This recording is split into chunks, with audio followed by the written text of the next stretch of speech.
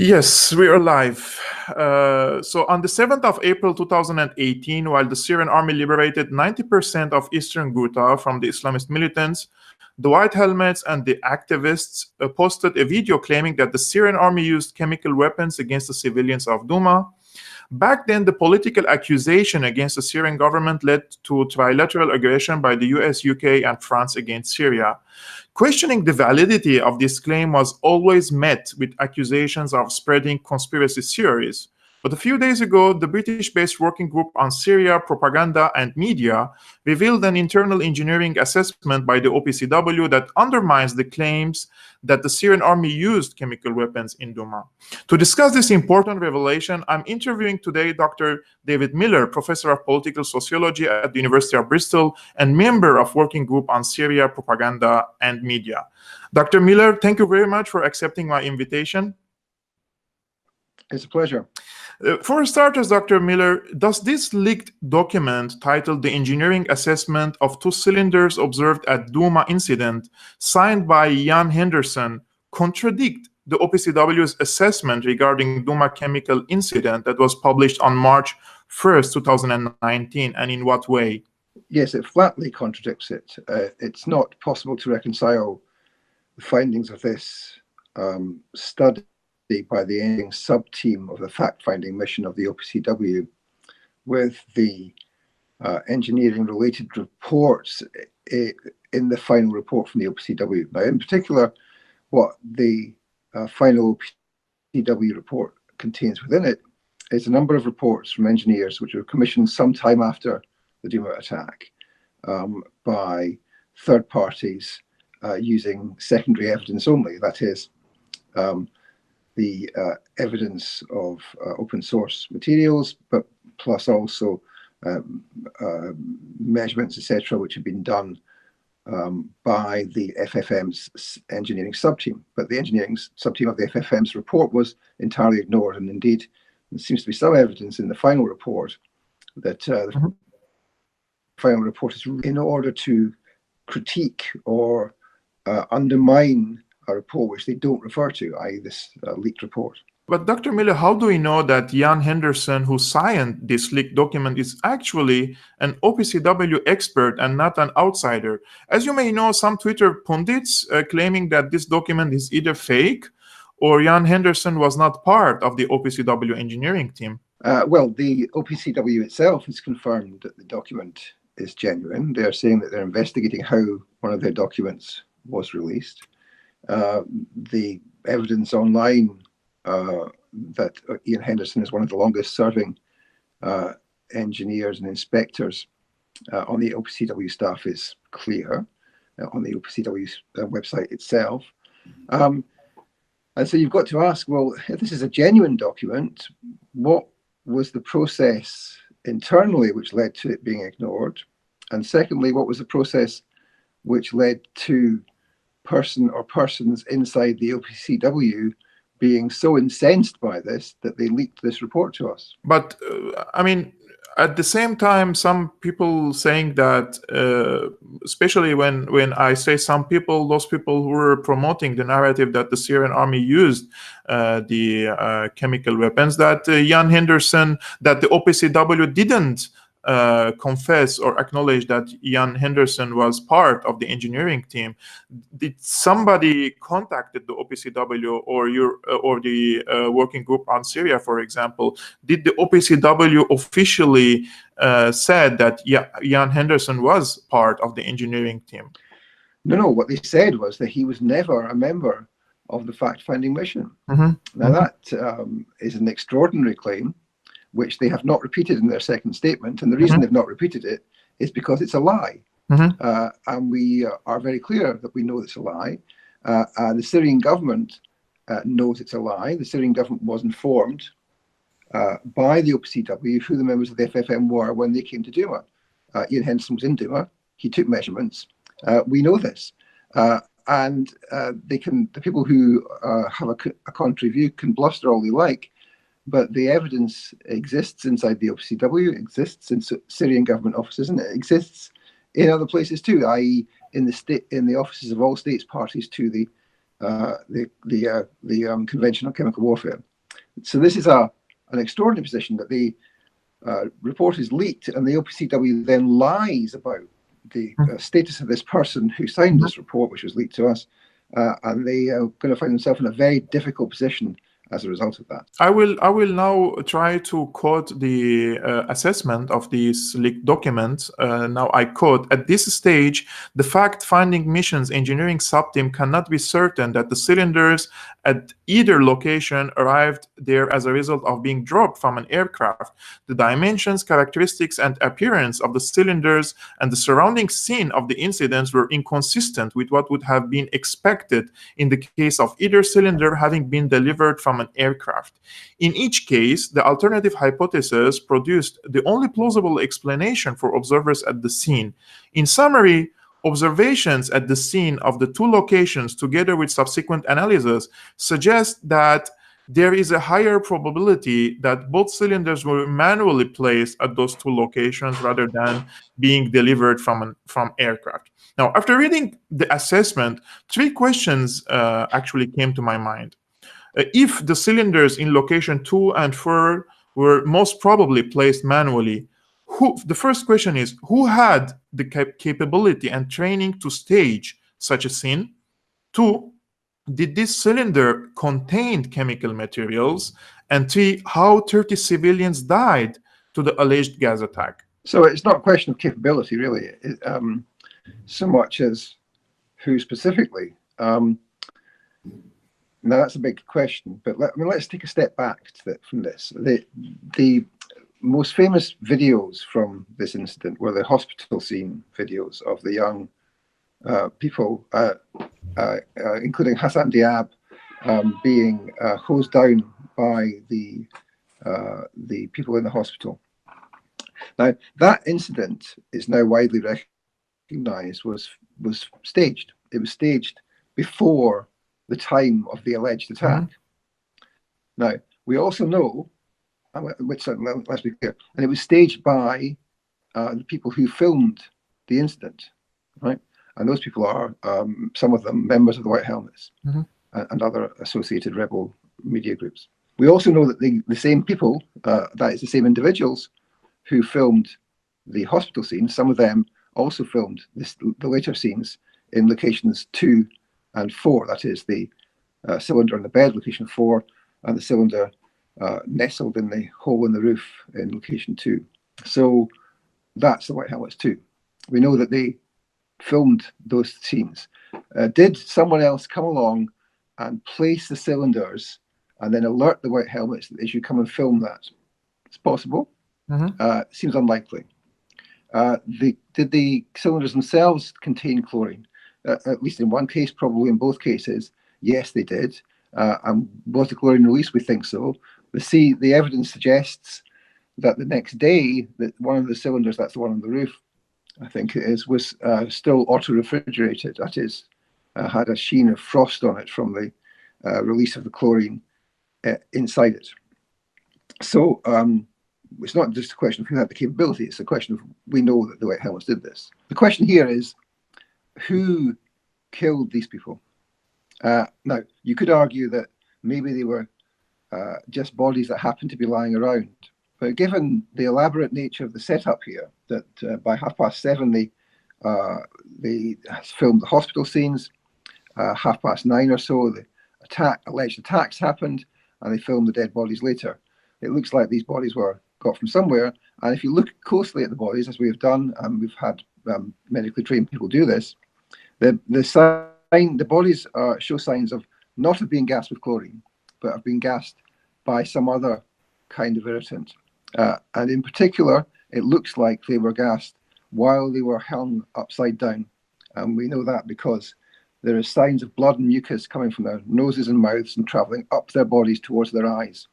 Signs which the people who killed them seem to have tried to remove by washing their heads. There are also signs in some of them that they had goggles on when they were gassed. What would be the point of that? Perhaps to remove the signs of a particular gas that they were being gassed with. I don't know, but some of them seem to have been wearing goggles. And so what we're seeing here is a clear war crime, the execution of civilians to provide the mise en scène for a fake propaganda activity. And that's the really, really shocking thing here. We need a proper investigation of that. The reason that the OPCW didn't exhume the bodies is not clear. It doesn't seem to have been the Syrian government who refused to let them exhume the bodies. And that's one of the great imponderables here. Who killed these people, and will these people who killed them be arraigned for war crimes? Do you remember in Khan Sheikhun also the white helmets, they were trying to inject something in the heart of a baby, and any sane doctor, they said that the white helmets killed that baby, and you can't just do it that way. Let me leave the question of the civilians to one side for a second, because the other evidence from the engineering report was quite striking. And I should say to your listeners that the Syrian media propaganda group had previously suggested that the Douma attack was staged. We had written quite a lot about this and about the cylinders, but this engineering report adds quite new information which we hadn't had access to from the open source material. And in particular, the two things which are clear from the engineering report is that the cylinders wouldn't have fitted through the holes in the roof. In the case of cylinder location 4, the one on the bed, even defenders of the official narrative like Bellingcat had admitted that the cylinder must have been placed on the bed from wherever it had previously come. So their argument would be it come through the ceiling, fell on the floor, and then it was picked up and put on the bed later. Well, I'm not an expert, Dr. Miller, and I don't claim to have an expertise in this, but in my childhood, during the school days, I know that if a cylinder is falling from a helicopter, it cannot just fall on a bed, on a wooden-made bed peacefully without breaking. Yes. Well, I mean, let's leave aside the undamaged bed for a moment, because that's only circumstantial after the fact. I mean, what the engineering report shows is that the hole in that room is not large enough for the cylinder to have passed through. And because of that, which the OPCW knew very early on, they've commissioned other engineers' reports to try and suggest that it could have fitted through. And the way they do that is they measured the cylinder without the fins attached to it, right? And if you take the fins off and the valve off, it just about fits. Wow. And now that they'd not thought to ask, since the fins are still attached on the bed, what would happen to the fins if it went through a hole as small as that at speed? And of course, they would have been ripped off or damaged, as would the valve. So, it was absolutely clear that didn't go through that hole. We also know from the engineering report that that the calculations in the OPCW's final report are calculations which were revised from the original engineering subteam calculations. The engineering subteam had calculated a 500-meter height of drop from a Syrian Army helicopter. Now, let's say before anything else, I'm not an expert on the height of drops of cylinders from helicopters, but it does seem to be readily agreed that Syrian Army helicopters don't fly beneath by 500 meters. They fly minimum 2,000 meters. Otherwise, small arms fire will bring them down.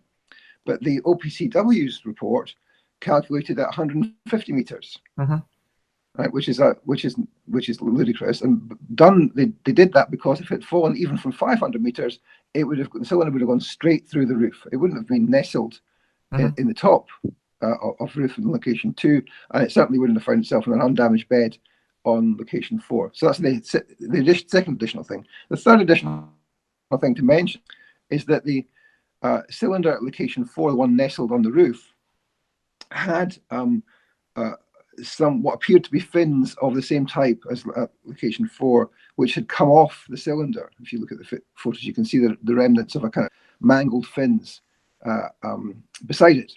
And what the engineering subteam concluded was that there were no marks on the cylinder to suggest removal of the fins, nor indeed were there any marks to suggest that the fins had ever been attached to the cylinder. Wow. Now that's an extraordinarily damning piece of evidence. Mm-hmm. This was not a cylinder dropped from a helicopter. Mm-hmm. It was placed in place by, it looks like, the white helmets. Now, Mm-hmm. that takes us to it being a fabrication. The hospital scene of fabrication, the cylinder on the bed of fabrication, and the cylinder on the roof of fabrication. And then we've got 35 civilians in that place. Although the OPCW report says 43 people dead, it's not clear where that figure comes from.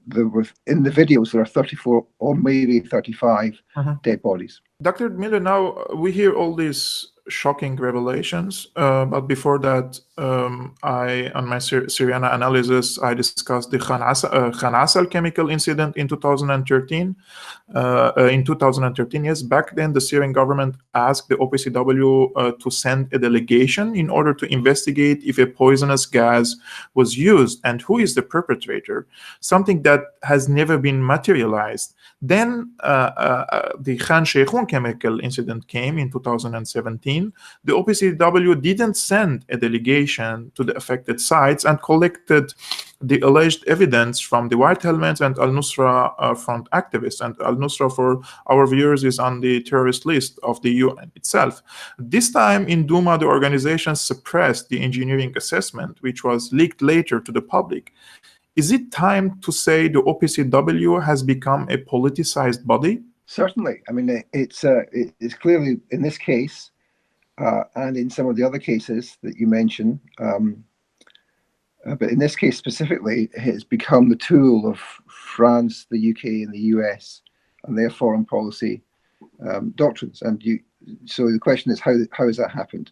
It's clearly the case that an individual or individuals, we think that it's a number of individuals inside the OPCW have been disillusioned with this process, have been incandescent and furious with this process, and that's why we've got this leak. And the question is whether it's possible for the organization to find a way to admit what's gone wrong and to put it right. I'm not confident that that will necessarily be the case, but I don't think it's beyond the question that these things can, in the end, unravel, and we'll start to see much more of a truthful account of what's happened in Syria. Professor Miller, my last question to you is, now, while the Syrian army launched a military offensive against Al-Nusra Front and other sister groups in Idlib, and despite this leaked document that shows that Douma's chemical attack was most probably staged, the US is threatening only 2 days ago to bomb Syria again using the very same script. If we exclude the OPCW, which seems to me is politicized, how do you think Syria and its allies should respond to these allegations on both political and legal basis? If we can't rely on the OPCW, on which body can Syria and its allies rely to for the Syrian people and for the sake of peace and security in the region? Well, I mean, I think it's not that the OPCW is entirely in the grip of the three states that we've mentioned. The OPCW's most supreme body is the Conference of States Parties, where France, the UK, and the US do not have a majority, where it's well recognized by many representatives from state parties that this has happened in Douma and in other cases too. And that body has the power and authority to do something about this. And the question is whether they will do that. And so, if I was giving advice to states parties of any nation which favors truth over the lies which we've seen over Douma, then I would say, organize so that you collectively require the OPCW to become like it's supposed to be, an impartial body deciding on the basis of proper evidence. This is the subversion of science inside the OPCW and a subversion of the professionalism of the individuals who have been the inspectors. I mean, now every one of us in the world has to depend on that professionalism, and if it's compromised, then you have a really significant and serious issue, and you have effectively the ability for some parties to commit war crimes and for it to be not to be recognized. We actually hope that the OPCW would become impartial, because it's in the interest of the Syrian people to reveal whether or not chemical weapons were used, and to who used these chemical weapons to prevent future catastrophes in Syria, and also prevent maybe false flag attacks that could lead to foreign intervention or foreign aggression, as it happened in Douma.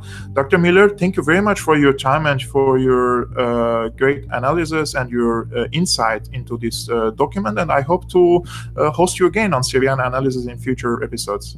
Certainly, thank you.